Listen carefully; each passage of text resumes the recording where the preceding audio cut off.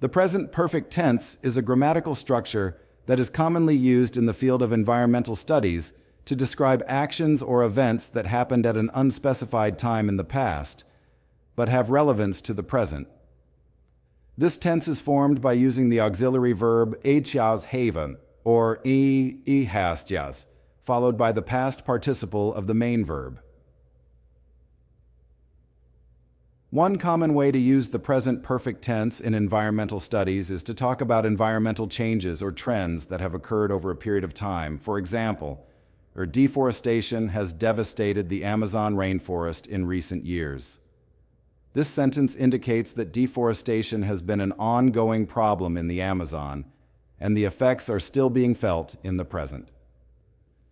Another use of the present perfect tense in environmental studies is to describe actions that have been completed but have an impact on the current situation.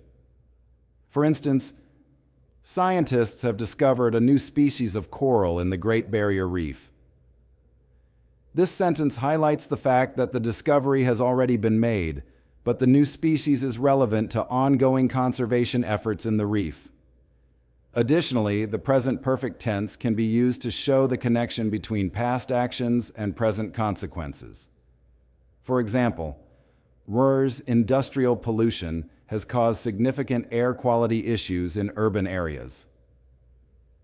This sentence demonstrates how past industrial activities have led to present-day environmental problems. In conclusion, the present perfect tense is a useful tool in environmental studies for describing past events, actions, and trends that have current relevance. By using this tense, students can convey a sense of continuity between the past and present in their discussions of environmental issues.